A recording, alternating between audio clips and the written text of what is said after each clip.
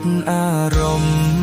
ខ្លួនឯងព្យាយាមសំតែងបងវែងធ្វើបំភ្លេចស្រី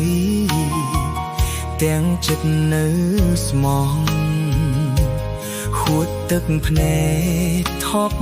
ទ្រូងភាសាវិចាទៅអូនស្រពូនខ្សងទុងវើលែងស្មោះកំរើដាក់ថ្លៃដឹងថាធ្វើបែបនេះមិនសមតែទ្រាំសំលប់បេះដូងភក្តីព្រោះចង់ឲ្យស្រីខ្ពង់ខ្ពស់ឃើញអូនឈឺចាប់បងសែនចំបែងតែប្រឹងខ្លែងបំពេញចិត្តកំពុងស្មោះទាំងមិនទាន់អស់ស្រឡាញ់លៀងហេតុផលមិនខ្វល់នឹងសំនួរស្រីទុកហារតីធ្វើប្រអាប់ព្រៃគេចមុខចេញដើម្បីឲ្យអួនបំបេញតាមចិត្តគ្រួសា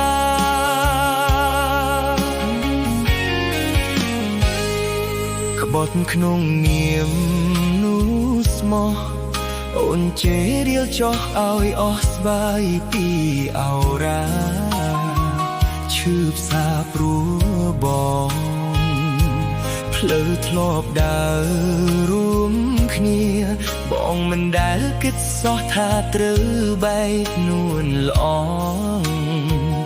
អីលើបេះដូងបែកទាំងមិនចង់ដឹងថាធ្វើបែបនេះមិនសមតែទ្រាំសំលប់បេះដូងភក្តីព្រោះចង់ឲ្យស្រីខ្ពង់ខ្ពស់ឃើញអូនឈឺចាប់បងសែនចំបែងតែប្រឹងថ្លែងបំពេញចិត្តកំពុងស្មោះទាំងមិនទាន់អស់ស្រឡាញ់លៀងហេតុផលមិនខ្វល់នឹងសំនួរស្រីទុកហារតីធ្វើប្រអាប់ព្រៃគេចមុខចេញដើម្បីឲ្យអួនបំបែងតាមចិត្តគ្រួសា